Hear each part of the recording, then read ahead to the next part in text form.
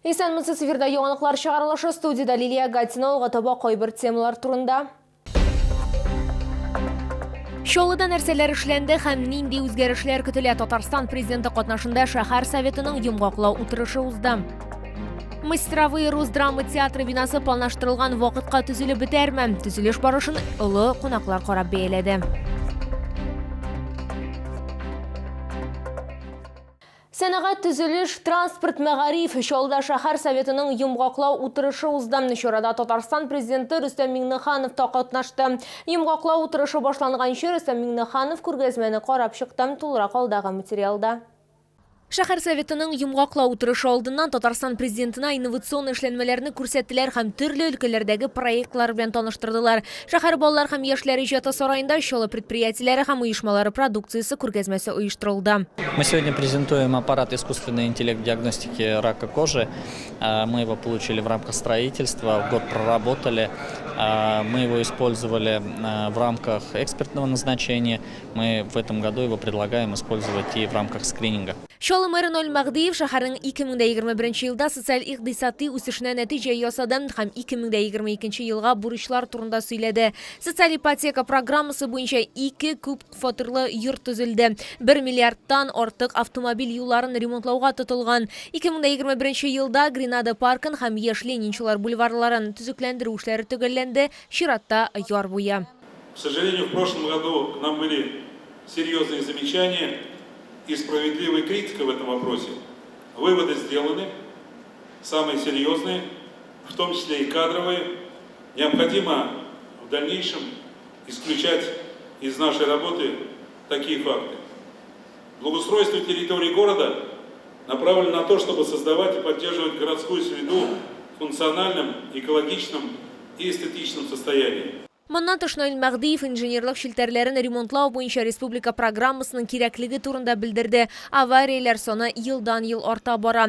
Шулай ук утырышта эшче куллар җитмәү, яшьләр үзәкләрен һәм Олимпийский спорт комплексын ремонтлау кирәклеген мәсьәләсен дә билгеләделәр. Утырыш кысаларында депутат Рөстәм Гайнуллов киләчәктә төзелеш өчен җир җитмәү мәсьәләсен күтәрде. В резерве города под жилищное строительство имеется 200 гектаров земли.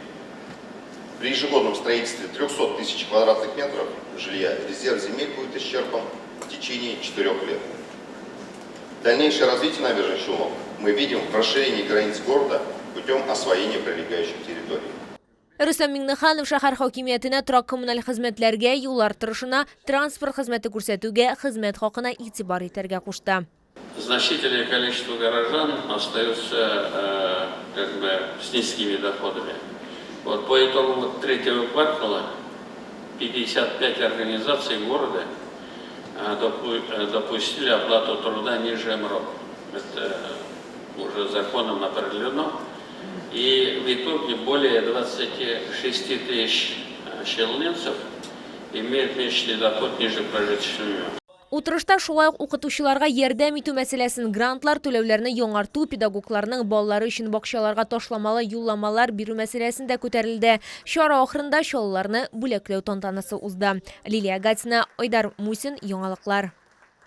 Барлык кимчелекләр бетерелгән шәһәрдә Рус драма театры бинасы төзелеше дәвам итә. Объектны Россия Дәүләт Думасы депутаты Альфия Кагогина һәм Татарстан Республикасы төзелеш, архитектура һәм коммуналь хуҗалык министры урынбасары Рафар Шакиров тикшерде. Мастеровые театрының яңа бинасы хәзер ничек үзгәргән, тулырак киләсе сюжетта.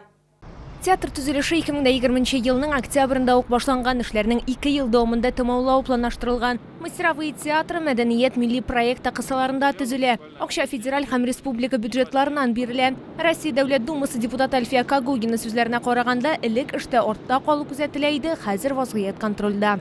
Выделили 2 приоритета. Это зрительный зал, где в ближайшее время должны быть решены вопросы, начаться строительство и, собственно говоря, перекрытие потолка и самого зрительного зала, и сцены. И второе, конечно, все, что связано с пространством, где окажутся зрители, да, во время уже спектаклей. С финансированием, в общем-то, тоже проблем нет. У нас есть вопросы, которые мы должны решать еще с Министерством строительства Российской Федерации. Вопросы рабочего характера, и мы их решим. Бригадалар эшли, әмма төзелеш материаллары кыйммәтләнде дип билгеләп үтте республиканың төзелеш, архитектура һәм торак коммуналь хуҗалык министры урынбасары Рафар Шакиров. Шуңа күрә контрактта соннар үзгәрергә мөмкин. Стоимость строительства определена государственной экспертизой, подписаны государственные контракты, но в силу того, что был у нас скачок цен, от имеющегося объема применяемых материалов мы дали поручение сегодня, что в конце марта, начале апреля подрядчик представит обосновывающие материалы удорожания, значит, основных строительных материалов на объекте. И сколько это будет в деньгах. Сегодня федеральное законодательство позволяет дополнительным соглашением без проведения конкурсных процедур увеличить цену контракта. Мы на это очень надеемся. Хәзерге вакытта ички эшләрдән тыш тирә-юньне төзекләндерү, үз автомобильләре белән килүчеләр өчен парковка урыннары һәм шәһәр транспортында килүчеләр өчен барлык уңайлыклар да булдыру мәсьәләсен хәл итү бурычы куелган. Исегезгә төшерәбез, объектны 2022 елның 30 августына тапшыру планлаштырыла. Лилия Гатина, яңалыклар. Башка темаларга килгәндә, Татарстанда соңгы тәүлектә коронавирус инфекциясе йоктыруның 2545 яңа очрагы ачыкланган. Татарстан Республикасы Сәламәтлек саклау министрлыгының матбугат хезмәте хәбәр иткәнчә, 255 кеше хастаханәгә озатылган, 18 яшькә кадәрге балалар 334 кеше дип искәрттеләр ведомствода. Иң күп авыручылар Казанда 1064 кеше һәм Чаллыда 215 кеше. Шулай итеп, 25 февральгә Татарстан буенча коронавирус белән авыруның барлыгы 108,612 очрагы билгеләнде, аларның 73540-ы терелгән, 3101-е узган тәүлектә. Энергетик мәдәният сарайында республика ветераннары арасында үз эшчәне башкаручыларның Балкыш республика фестиваленең сайлап алу туры узды. Чаралар Татарстан ветераннары төбәк иҗтимагый оешмасының 35 еллыгына багышланган иде. Фестивальдә катнашучыларның 10 номинацияләренең берсен, әйтик, җырлау, поэзия, хореография номинацияләренең берсен сайлап ала алдылар. Жюри хөкеменә барлыгы 90-нан артык иҗади номер тәкъдим ителде. Катнашучыларның яше 55 яшьтән алып. Быел эпидемиологик вазгыять катлаулы булуга карамастан фестивальдә 400-дән артык кеше катнашты.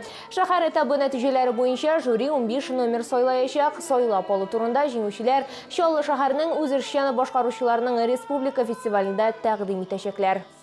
Бу сезгә җиткерәсе соңгы мәгълүматыбыз иде. Мин Лилия Гатин сезнең белән сау булашам, исән-имин булыгыз.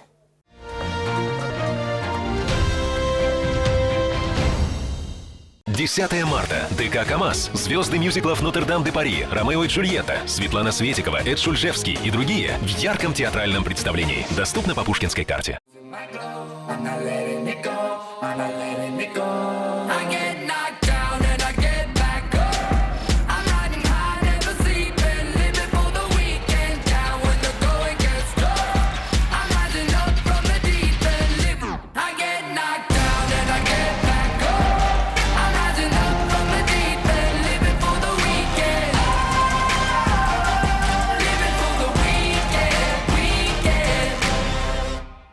«25 марта. ДК КамАЗ. Новые русские бабки с новой программой «Комиксы». Приходите, люди добрые, и будет вам чисто счастье.